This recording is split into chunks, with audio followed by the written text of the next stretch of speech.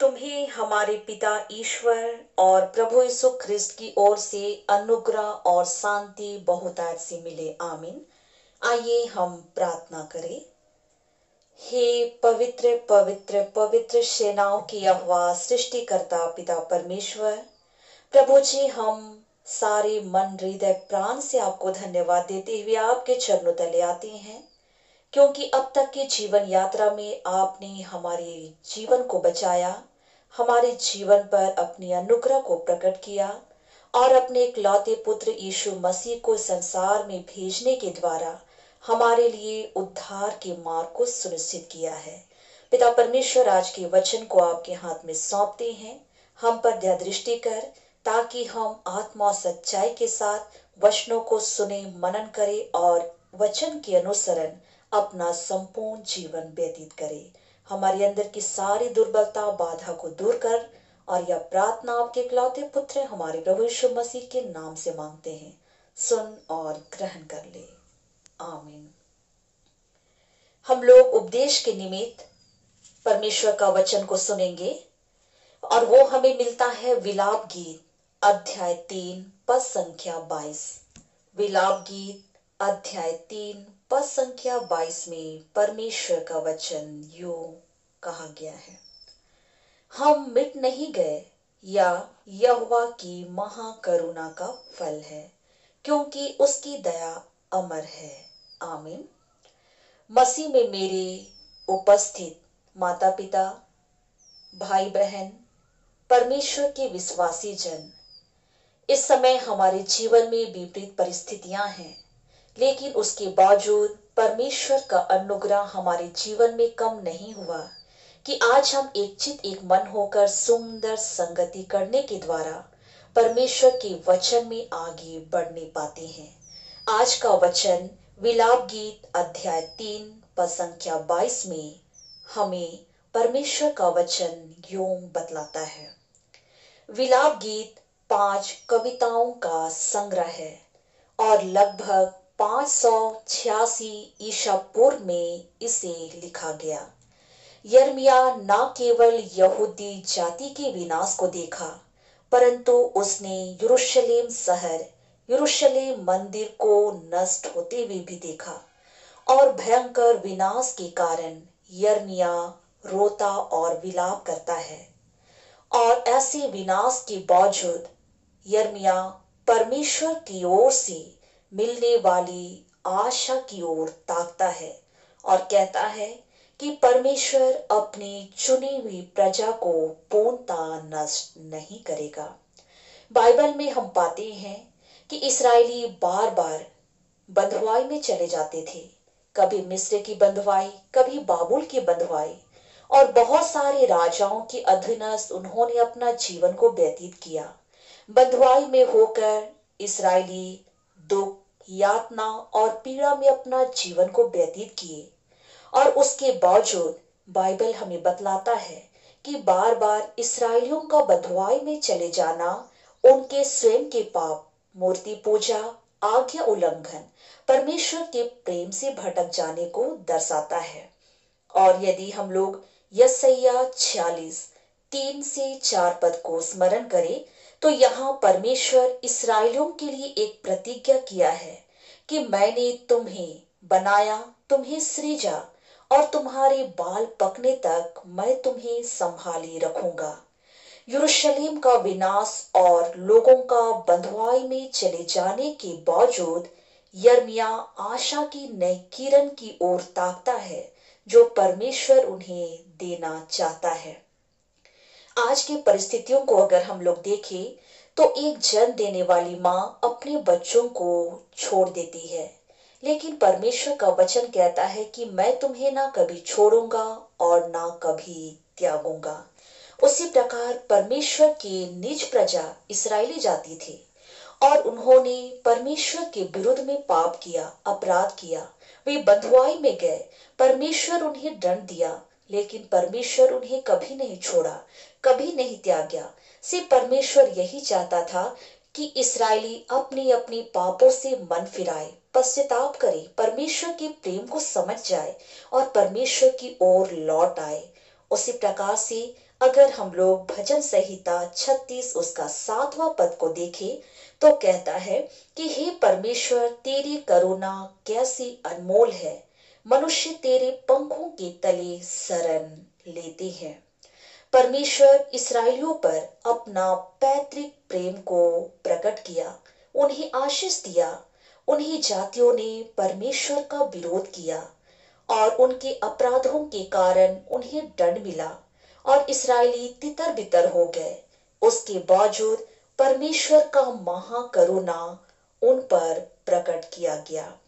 परमेश्वर एक पापी के मरने से प्रसन्न नहीं होता है, लेकिन परमेश्वर यही चाहता है कि हर एक मनुष्य मन फिराए, पश्चाताप करे, नष्ट होने से बच जाए और परमेश्वर की दया और करुणा को प्राप्त करे, क्योंकि हमारी आशा परमेश्वर पर आश्रित है।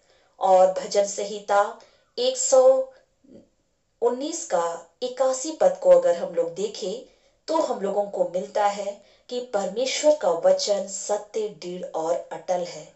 जिस प्रकार से 12 साल से एक महिला जिनके शरीर में लहू बहने के कारण वह पीड़ा में थी, लेकिन वह महिला परमेश्वर पर आशा लगाई हुई थी कि वह चंगी हो जाएगी।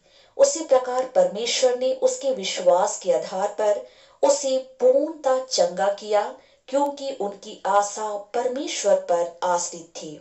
क्योंकि भजन संहिता 91 उसका पहला पद में कहता है कि यहोवा मेरा शरण स्थान और मेरा ऊंचा गढ़ है, और वही ऊंचा गढ़ में परमेश्वर अपने लोगों को अपने धर्ममय हाथों में संभालता है।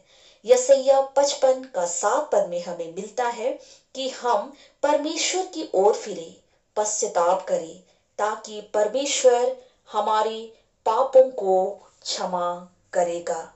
क्योंकि परमेश्वर हमें मृत्यु से जीवन की ओर ले चलता है। परमेश्वर हमारी रक्षा करता है। उदाहरण के लिए हम दाऊद के जीवन को स्मरण करें।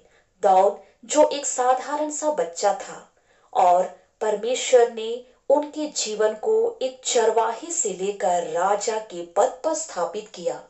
और जब दाऊद फलिस्तीनों के हाथ में पूर्णतः गिर गया था और दाऊद अपने जीवन में अपने ही आंखों से अपनी मृत्यु को देखा, लेकिन अंतिम समय में वह परमेश्वर को पुकारा और परमेश्वर उन्हें मृत्यु से पार होकर जीवन की ओर ले चलता है।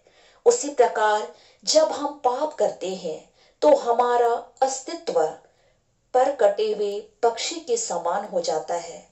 वह पक्षी तो होता है, परंतु पाप से दबे होने के कारण वह उड़ नहीं सकता, किंतु मन फिराव के द्वारा परमेश्वर उन्हें नया बल, सामर्थ और शक्ति देता है।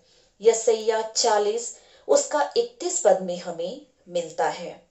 उसी प्रकार यरूशलेम का भयंकर विनाश, यरूशलेम मंदिर का ध्वस्त होना और इस्राएलियों का बंधुआई में चले जाने के कारण यिर्मयाह नबी रोता है, विलाप करता है और कहता है कि हम मिट नहीं गए, या यहोवा का महाकरुणा का फल है। अतः आज हमें सच्चे मन से, पूर्ण आशा, विश्वास, भरोसा के साथ परमेश्वर के पास लौटने की आवश्यकता है, ताकि हमारा जीवन नष्ट ना हो। जिस प्रकार से परमेश्वर ने नीनवे नगर को बचाया, जिस प्रकार परमेश्वर ने लूत को सादोम और अमोरा के नष्ट होने से बचाया, जिस प्रकार परमेश्वर ने नूह को जल प्रलय से बचाया, उसी प्रकार हमारा सृष्टिकर्ता परमेश्वर हमारे जीवन को मृत्यु, बीमारी, समस्या से बचाता है। उसी प्रकार से अगर हम लोग आज के वचन में देखते हैं तो यिर्मयाह लोगों को मन फिराने का चेतावनी देता है। जिस प्रकार से आज की परिस्थिति, जब कोरोना के कारण पूरा विश्व प्रभावित है और जगह जगह गिरजाघर बंद हो चुके हैं, जगह जगह लोग अपने घरों में कैद हो चुके हैं, और ऐसी परिस्थिति में आज लोगों तक परमेश्वर का वचन पहुंचाने के लिए असमर्थ जताई जा रही है। लेकिन उसके बावजूद आज हमारे पास ऐसा समय है, हमारे पास ऐसा मौका है कि आज हम सच्चे मन से पश्चाताप करें, परमेश्वर की ओर फिरे, अपने पापों को त्याग कर संपूर्ण मन से समर्पित जीवन को परमेश्वर के हाथ में सौंप दे, ताकि हमें परमेश्वर इस कोरोना के भयंकर विनाश से और इस महामारी से बचाएगा। वही परमेश्वर जो इस्राएलियों को 10 विपत्ति से बचाया, वही परमेश्वर आज अपने लोगों को रक्षा रखवाली करेगा। भजन संहिता 91 उसका 3 पद में कहता है कि मैं तुम्हें बहेलिये से और महामारी से बचाऊंगा। और वही जीवित परमेश्वर आज हमें कोरोना से बचाएगा और हमारे जीवन पर विशेष अनुग्रह देगा, क्योंकि यह समय परमेश्वर ने हमारे लिए अनुग्रह का द्वार खोल दिया है कि आज हम सभी विश्वासी परमेश्वर के वचन पर विश्वास करें, क्योंकि परमेश्वर हमारे विश्वास को परखता है। आज के वचन के अनुसार यिर्मयाह अपने लोगों के लिए रोया। उसी प्रकार आज की परिस्थितियों को देखकर परमेश्वर अपने लोगों के लिए रोता है कि आज आपका और हमारा जीवन किस ओर आगे बढ़ रहा है। आज हम सभी मनुष्य का जो जीवन है वो पापमय जीवन के साथ व्यतीत होता है। हम परमेश्वर के प्रेम को नहीं समझ पाते हैं, परमेश्वर की अनुग्रह से वंचित हो गए हैं। और ऐसी परिस्थितियों में परमेश्वर हमारे जीवन को बचाना चाहता है, हमारे जीवन को ऊंचा प्रकाशमान करना चाहता है, ताकि हमारा जीवन नष्ट ना हो। जिस प्रकार से परमेश्वर का वचन हमें बतलाया गया है कि यीशु मसीह 2000 वर्ष पूर्व इस संसार में मनुष्य रूप धारण करके आया, और बाइबल में हमें मिलता है कि यीशु मसीह पुनः द्वितीय आगमन में हमारे बीच आने वाला है। और इसलिए आज आपको और हमें शारीरिक, मानसिक, आत्मिक रूप से तैयार होने की आवश्यकता है, ताकि यीशु मसीह जब आए तो हम बादलों में उनके संग जाने वाले हो पाए। बाइबल में हम पाते हैं कि एक देश दूसरे देश के साथ चढ़ाई करेगा, मसीहों के बीच में सताहट की घटना बढ़ती जाएगी, जगह जगह अत्याचार होंगी, पवित्र शास्त्र बाइबल को जला दिया जाएगा, जगह जगह अकाल, भूखमरी, बेरोजगारी और हम लोग बहुत सारी घटनाओं को देख पाएंगे। तो यह परिस्थिति हमें इन बात का संकेत देता है कि निश्चय यीशु मसीह का आगमन बहुत निकट है। और इसलिए आज हम संपूर्ण मन से, हृदय से, प्राण से समर्पित जीवन के साथ परमेश्वर के निकट आए, पश्चातापी मन हृदय के साथ परमेश्वर को धन्यवाद दे, ताकि आपका और हमारा जीवन बचाया जा सके और हम परमेश्वर की सुंदर सृष्टि में एक फलदायी वृक्ष के समान आशीषित का जीवन को व्यतीत कर पाए। तो पिता परमेश्वर आज के वचन में एक एक लोगों पर दृष्टि करे, आशीष दे और हमारे जीवन को मृत्यु से बचाने वाले हो पाए। तो पिता परमेश्वर हमारे जीवन को आशीष दे। आमीन। आइए हम प्रार्थना करें।